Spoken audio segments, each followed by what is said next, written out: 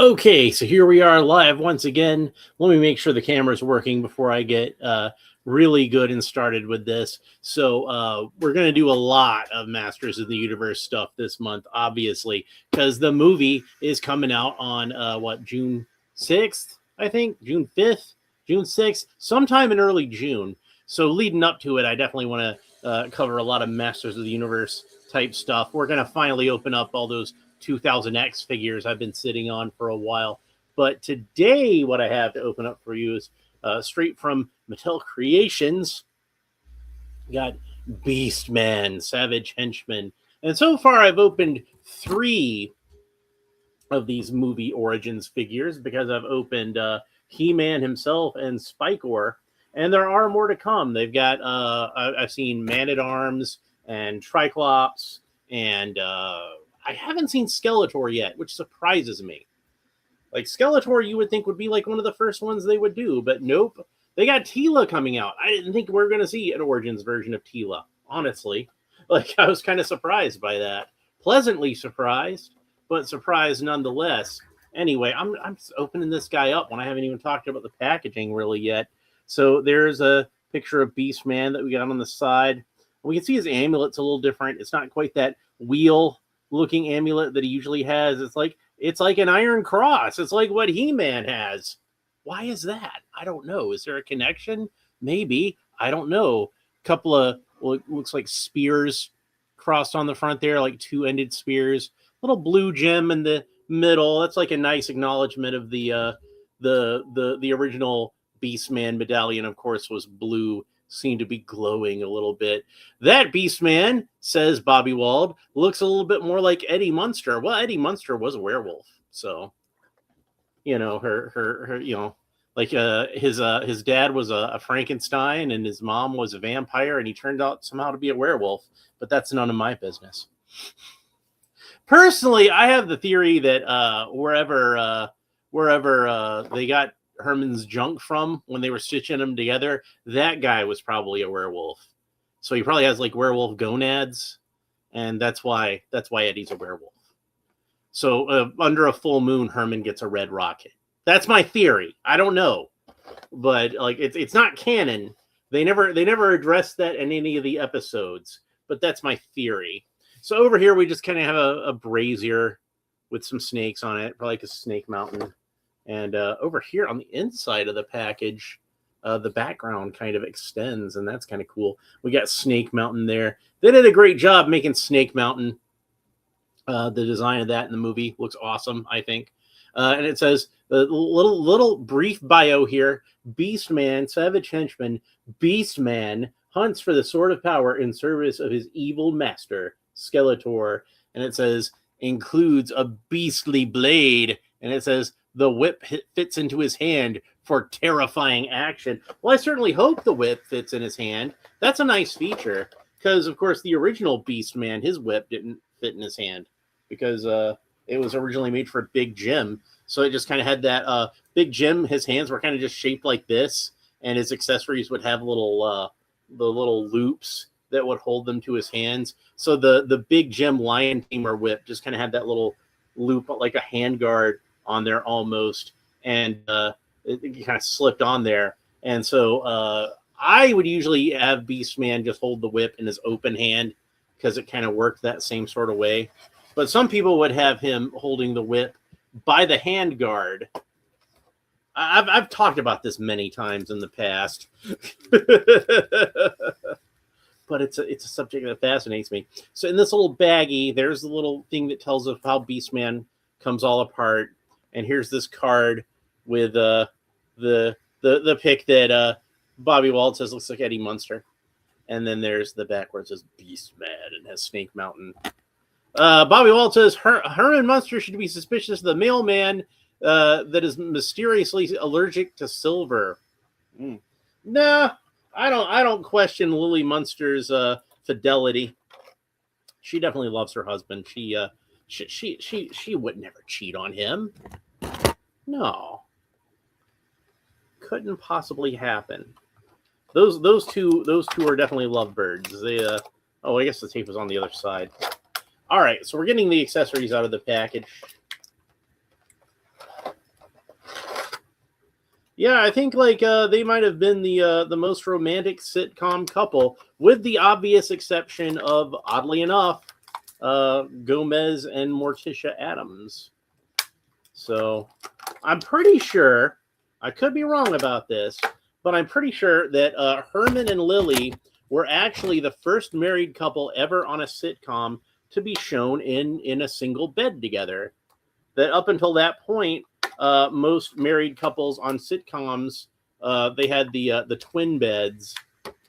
It's kind of, I don't know if that was actually even a thing among married couples in like the 50s, but maybe it was. I don't know. I wasn't around back then. I'm old, but I'm not that old. But yeah, you'd see like Ricky and Lucy Ricardo. They slept in like twin beds, and Rob and Laura Petrie slept in twin beds. And let me tell you something: if I was married to Mary Tyler Moore back in the day, we would not be sleeping in twin beds. We wouldn't be doing much sleeping at all, in fact. That's all I'm saying. All right, so let's go ahead and get Beastman out of the package.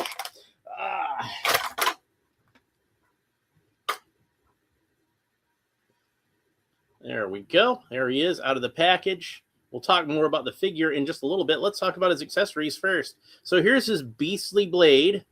It's a curved knife, and it's molded in like a bone white plastic.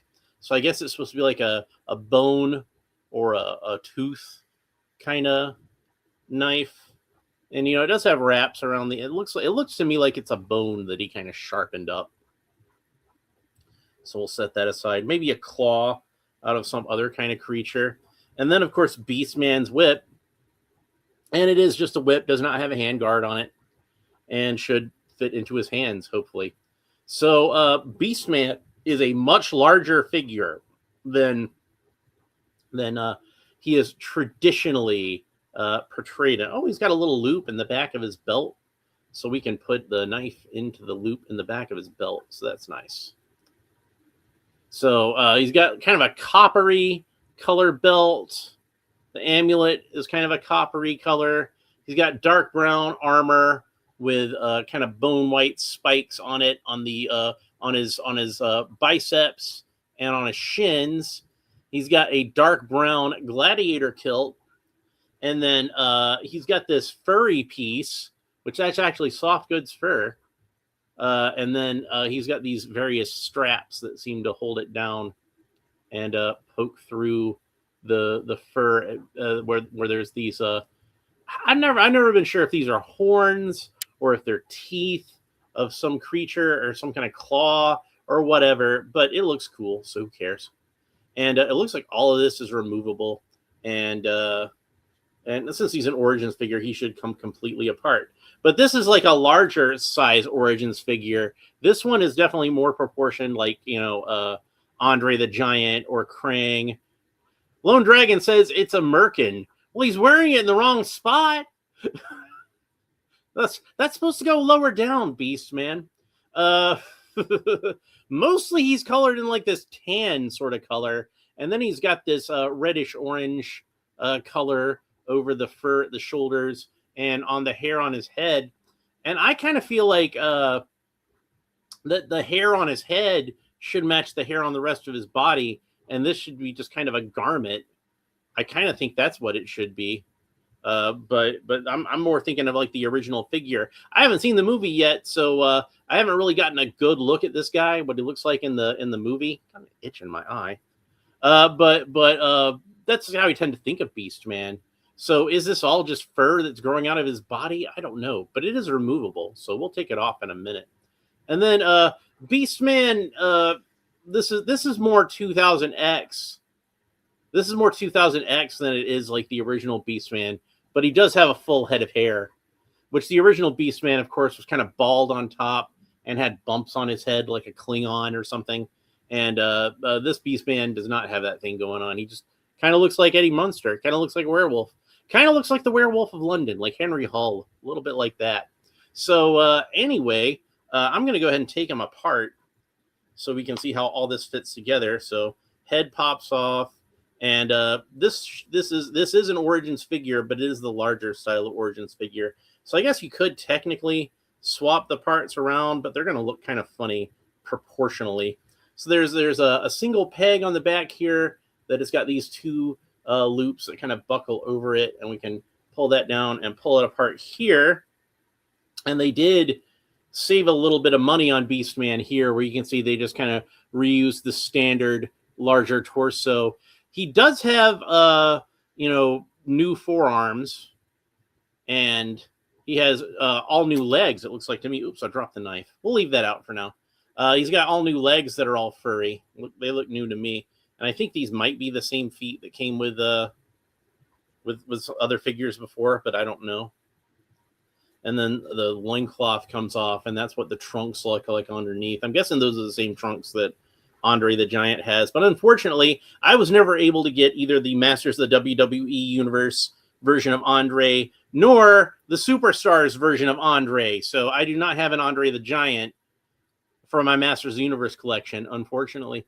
Al Davis is here and says, hey, Alan Yobawi, sorry I missed your live yesterday for Vigilante. You going to rewatch it later? Yeah, you don't have to apologize to me. It's fun. Like, life gets in the way sometimes. That just happens. So, and then Lone Dragon says, agreed, the carpet should match the drapes. Exactly. See? And Al Davis says, a merkin for Smaug? Maybe. Like, I guess, like, it might be big enough for him. I don't know. But do dragons even need that? Because they don't have hair, right? Usually. And then Al Davis says, he stole Shredder's shin guards. Well, maybe. I mean, they do look very similar to that. It's like, it's kind of like those bony spikes instead of blades. But, hey, Shredder had been in Eternia recently. Maybe Beastman, saw his shin guards and thought, hey, I should have shin guards like that. Those are pretty cool. So I think technically you can pull the, I'm not going to do it because it seems like it'd be a lot of work to get it back on. But there are, this is actually all a separate piece. And you can see that these spikes fit through little holes in the fabric. And they're kind of hemmed up, so you don't have to worry about them fraying too much. But yeah, this is all designed that this can be removed. So you could, in theory, and since these are separate straps back here, kind of pull it all over it. But like I said, I'm not going to do it because it seems like it'd be a lot of work to get it on and off like that. But if you just really wanted to have the harness on the figure without the furry piece, there is a way to do it. And his head is just massive because it is proportioned, like I said, to the larger figure. Since we have movie He-Man over here, we might as well compare. And you can see even without the head, he's still a little taller than the movie version of He-Man. Just for fun, since we should be able to swap the heads. Let's go ahead and put Beastman's head on He-Man. That's immense. Lone Dragon says, strap-on is too much work for you, eh? Yeah, it definitely is. That is not my kink. I mean, no offense to anybody who's into that sort of thing, but it's not my kink. And here's what here's the people who complained that Nicholas Galitzine is too small for the role. Here's what they actually want him to look like. He could have been this big, and he's too small. Look at that. What a pipsqueak. Meanwhile, this guy looks like he eats Haagen-Dazs at every meal. Not that I'm criticizing that. I eat Haagen-Dazs at every meal. I mean, why not? I'm an adult. I can eat whatever I want. Al Davis says, throw in a pinch of Ginger Teen Wolf. Yeah, he's definitely very lupine. He's definitely a very wolf-like beast man. And one of the things that I kind of dig about the original version of Beastman is he doesn't really seem like a wolf or like an ape, but he seems to have elements of both. He's not any specific creature. He's a beast man. And I do feel like this one has enough of the ape in it that it still kind of qualifies, but he definitely does skew a little more into the wolf. He's like, instead of being like 50-50 ape and wolf, or 30% of each and 30% man, he's of his beastly parts, instead of being 50-50 wolf and beast. or wolf and ape. He's just like kind of maybe like 70% 70% wolf and 30% beast. I think that's the thing. But I do think they did a nice job with the face paint.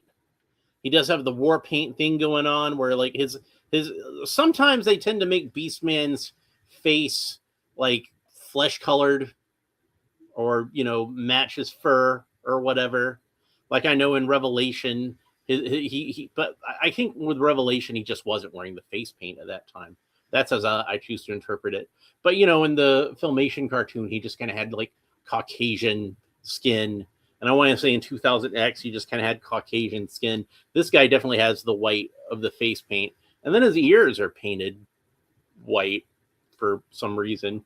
So that's kind of strange. And then he's got the blue sort of eyeshadow. He doesn't have as much blue makeup as the original Beastman has, but there's still some there. Like he doesn't have the blue lips. And it doesn't go quite all the way down the cheeks like it did on that original figure. But he's still really cool, and he still reminds me a lot of that original Beastman. And he's got teeth that are painted, even though he's molded. The face is like a separate piece. It's molded in white plastic, and they could have just left the teeth unpainted and said, "Well, teeth are white anyway." But no, they're painted like a slightly kind of cream color. So I like that. Al Davis says 2.5% red fox or red panda, perhaps. Hey, who knows? Like the animals are kind of crazy colors on Eternia anyway.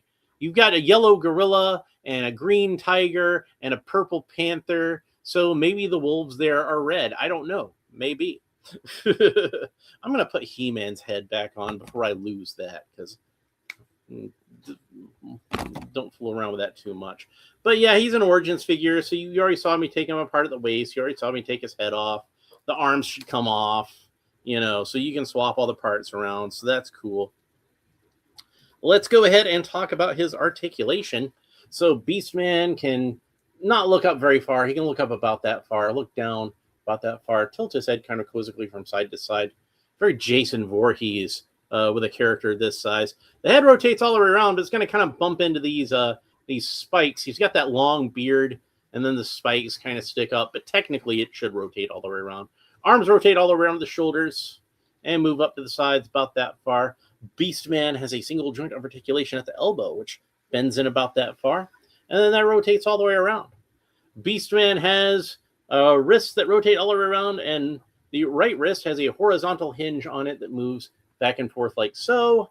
And the left wrist, likewise, has a horizontal hinge on it that moves back and forth like so. Beastman can turn all the way around at the waist. And he can kick up about that far. And then he's got a single joint of articulation at the knee that bends about that far and rotates all the way around. And then Beastman also can do the splits, no problem. There we go. Not all the way, but decent enough. So I do have the Kids Core version of Beastman also. And I should point out, I'll address this later on when I open up that figure, is where you see like this one has a gladiator kilt, which is, just in style on Eternia at this time. Everybody's wearing the gladiator kilts. It's the fad that's been sweeping the whole planet. And Beastman likewise has a gladiator kilt. If this is actually fur that's growing out of his body, it might be. I don't know. That would make sense because they seem to want to avoid having any of the characters wear fur in this movie at all. So that's possible. Bobby Wald says, I kind of want to grab that figure just to have Scarlet and CoverGirl throwing a bucket of red paint over him to say fur is murder. Exactly. See, that's like, and that's why I think like they seem kind of uncomfortable having the characters wear fur anyway. Like it's just not something that we're seeing in this movie at all. And I think that might be why. And Al Davis says, just being a dipshit. I love the design. I absolutely love prosthetic makeup effects. Have since I was tiny. Very impressed with the makeup I've seen in the new film. Yes, indeed. So it is always cool to see the practical effects. And practical effects, like I kind of feel like even as good as the digital effects get, like practical effects are always going to look more real because they are real. That's something that's existing in the real world and actually has light falling on it at the same time that the light's falling on the rest of the set and the other actors and everything like that. So it's always gonna look nice. And then for the conscientious diorama, yes, exactly. So and the fur feels really nice actually. It's like a really soft. It's definitely faux fur, but it feels so soft. His pelt is so soft. You wouldn't imagine Beastman would have such a soft pelt, but yes, yet here we are. So let's talk about these accessories he comes with. First, the Beastly Blade, and I'm going to put that in his left hand. And like I said, it does have this little loop over here that seems to be intended to hold this, but it doesn't seem to want to fit in there very well. It's kind of loose in there, is what I'm saying.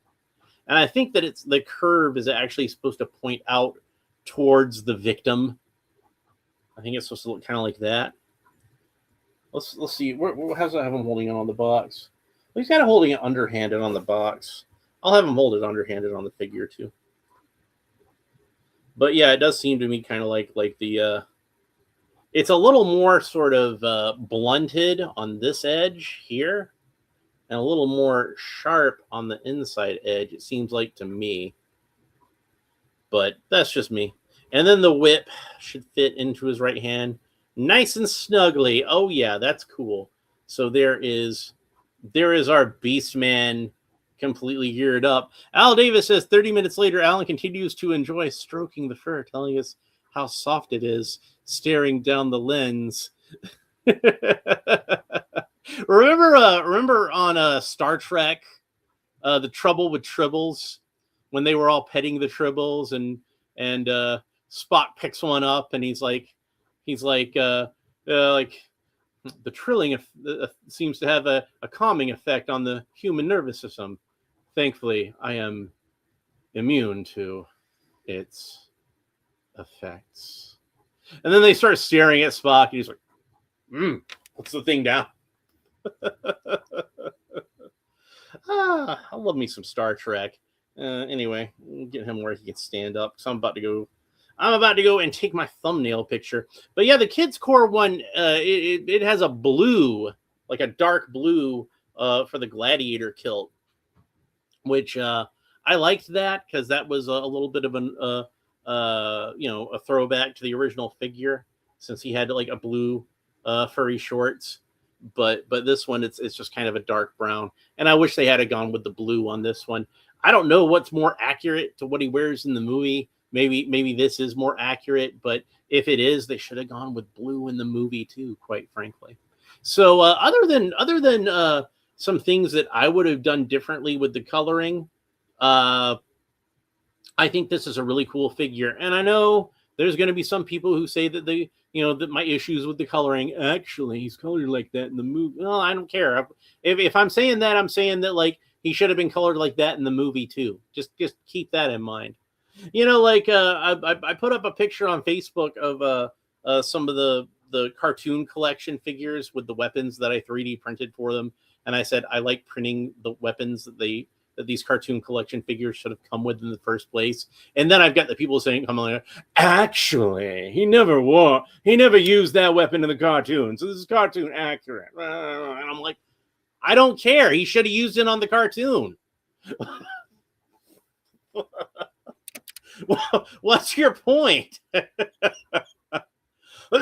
If he didn't use it on the cartoon, then he should have. So, and hey, here's something else I'll point out. If you had, say, Whiplash come with his spear in the action figure, whether he used it on the cartoon or not, somebody like me that would like to pose him with the spear, the action figure with the spear that the original figure came with, we can do that. And if you're somebody who's going to turn your nose up at the action figure weapons because they didn't come with the cartoon, well, guess what? You don't have to pose them with those weapons. So it's a win-win. Like, we both get what we want. You can just take it and toss it in the parts bin and not have anything to do with it ever again. It's not a big deal. Al Davis says some things could be deliberately done this way for a closer look for the sequel and the next wave of the toy lines. Well, yeah, possibly. But it is the sort of thing where I'm just like, why can't you just do it right in the first place, and then we don't have to fool with it? Like I was talking about how like I did not like the costume of the James Gunn Superman, how I thought that was like not a very good costume. And then people were like, well, maybe he's going to have a more accurate costume by the end of the movie. I'm like, why doesn't he just have a more accurate costume at the first of the movie then? Why are we even bothering with this thing where it's like, oh, well, he's just going to have a shitty costume right now. And then in the last 2 minutes of the movie, when you see him, he'll be wearing the good costume. No, just have him wear the good costume through the whole movie. Like, you understand that movies are a visual medium, and like a lot of it depends on, what it looks like as far as how I'm going to enjoy it. Al Davis says, "Don't get so worked up, but not you, them." Well, yeah, they were definitely getting worked up, but like to me, it's the sort of thing where it's like if I was of that opinion and I saw somebody post on Facebook that they should have come with these weapons in the first place, I probably would have just ignored it. I probably would have just scrolled past it. I probably wouldn't have had anything to do with it. Like that would have been it. Beginning, middle, and end of the story. I'd be like, oh well, that guy's an idiot, and then just moved on. You have no idea how many times I'm on Facebook and see somebody say something stupid and just say, well, that guy's an idiot, and then just go on with my life. And like people will post comments on my own page, like telling me I'm wrong for thinking Robert Pattinson was a terrible Batman. And clearly I'm not. Clearly I'm not wrong. I'm absolutely correct. He was a terrible Batman. And then people will be like, oh, you think you know more about Batman than everybody else? Yes. Yes. Actually, I do. I do know more about Batman than anybody else. That's a fact. That's an objective fact. I will put my bona fides against anybody as far as like Batman knowledge. I will just throw down with anybody. I don't care who you are. Like I will go toe to toe with anybody in terms of like my knowledge of Batman. Just full stop. Al Davis says, I said something like that, but more of a bigger boost to the third act and the toy sales. Sell the Superman final act suit, but instead we got the baggy suit and the burnt version of the baggy suit figures. Yay. Yeah, exactly. Like, just make Superman look good in the first place. Zack Snyder did it. He made a cool looking Superman. Hell, I wasn't like a big fan of the Bryan Singer Superman costume either, but it was at least better than the James Gunn Superman costume. God, that thing literally looked like somebody bought it at Party City. And like, honestly, the Party City version probably actually looked better because at least it had muscles like in the suit. It didn't look like somebody was wearing pajamas or something. Al Davis says, Alan, riddle me this. Do you think Batman and Superman are two personalities? Or like, I think three? Like, Batman and Superman are two personalities. That they have two personalities, like each? I kind of feel like Batman, like some people say that Batman is the real guy and Bruce Wayne is just a disguise. And I don't know if I think that kind of oversimplifies it a little bit. I kind of feel like Batman is okay.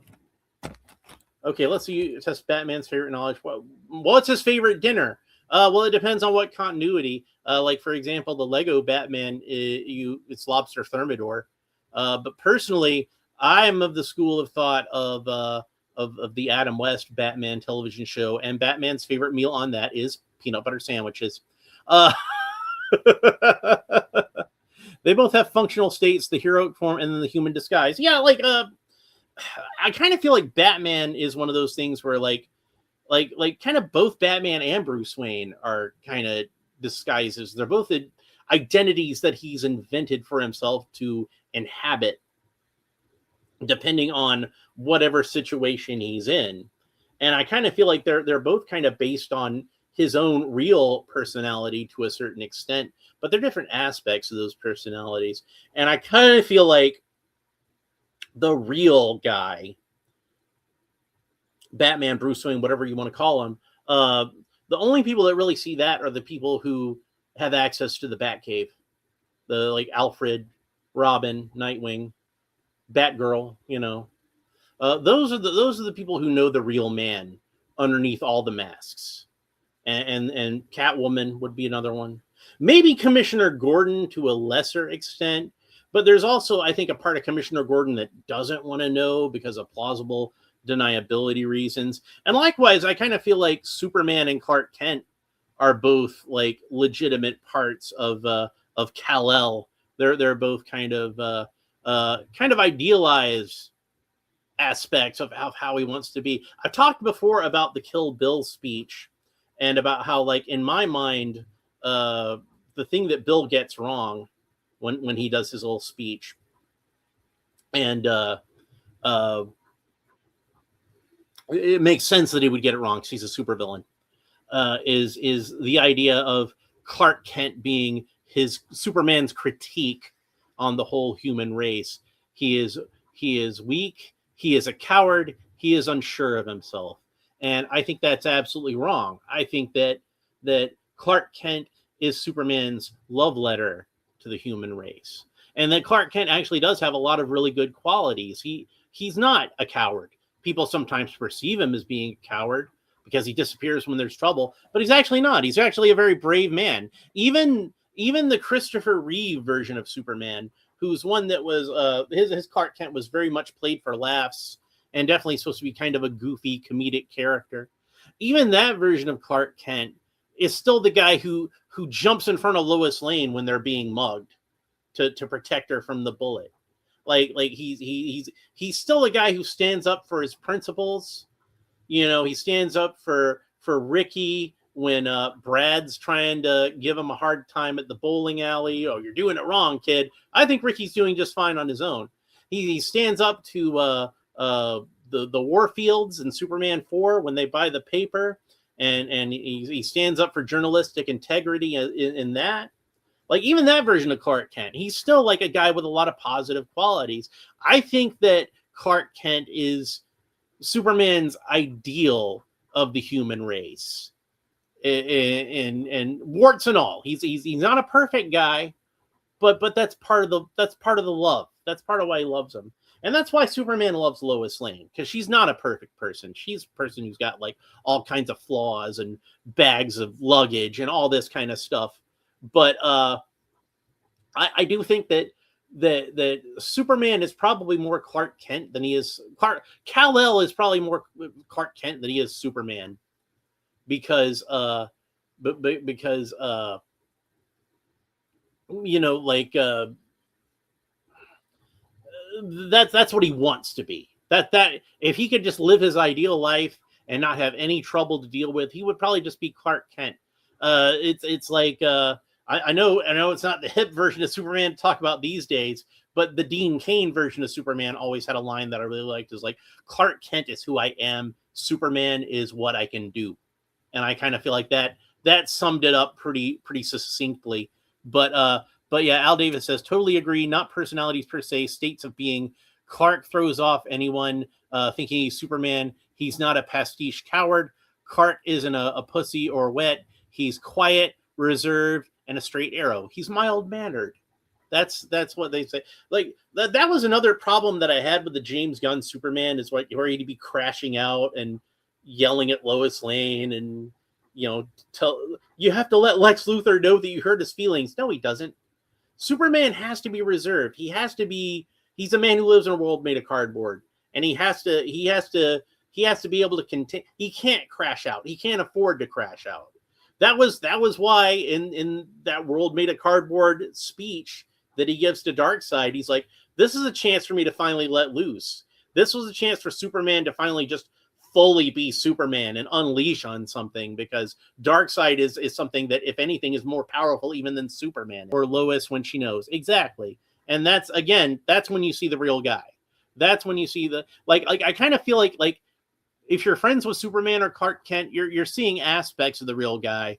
But if he hasn't shared that secret with you, you're not really seeing the whole thing. Al Davis says, I thought both Lex and Clark/Superman were way too emotional. Yeah, I think we've had this discussion before, and I agreed with you on both of those counts. To a greater extent with Superman, but definitely with Lex too. Lex is somebody who, like, he seems like he just wouldn't want people to see him in an emotional state, because it would be like a pride and an ego thing. Again, going back to Spock, like the same sort of thing where like Lex is a guy that would pride himself on his logic and thinking clearly, and would not want somebody to see him crashing out because then you've seen him in kind of like a weakened state. Yeah.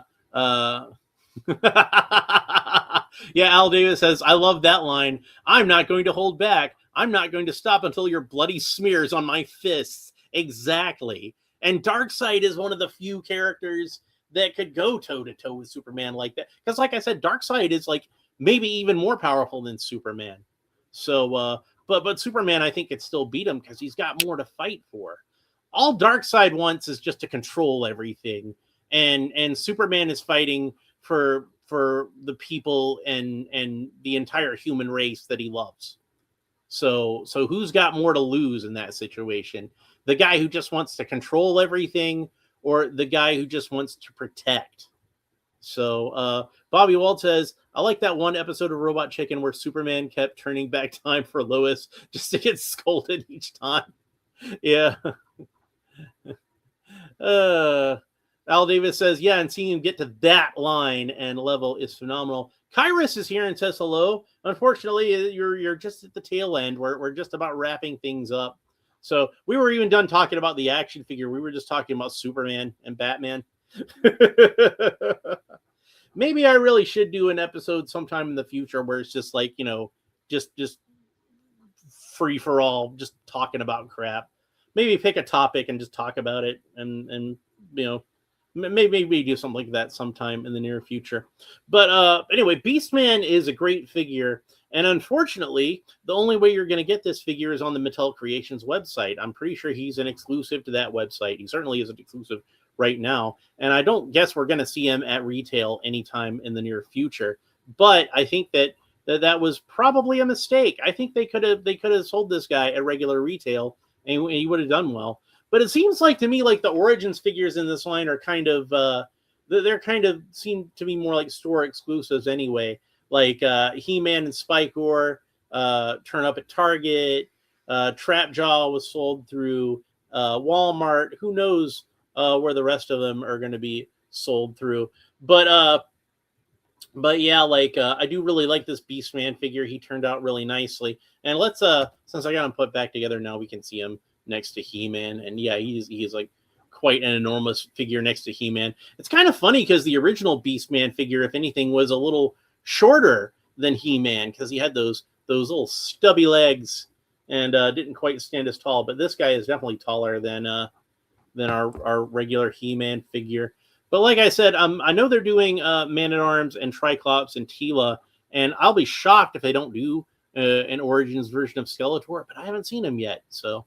Anyway, that's it for this episode. I hope you enjoyed it. If you did, please make sure that you like and subscribe and all the fun YouTube stuff down below. Leave a comment and let me know what you think about this figure and the character of Beastman in general. Next episode, I don't know what I'm going to open up yet, but like I said, I do have more of the kids core line to open up, and I've got those 2000X figures that I want to get started on. So why don't I go ahead and next episode, I'll open up tentatively, this is my plan. I will go ahead and open up the Kids Core Teela figure because I definitely want to have a look at that. And then I've got Beastman and Mechanic for those figures as well. And at some time in the near future, I'll have the Sky Sled, which comes with another Kids Core He-Man figure. So I'll have 3 of those so far. Seems like something where you're just going to wind up with a lot of doubles in this line, no matter what you do. But anyway, that's it for Beastman. I hope you enjoyed this episode. We will talk to you next time. Bye.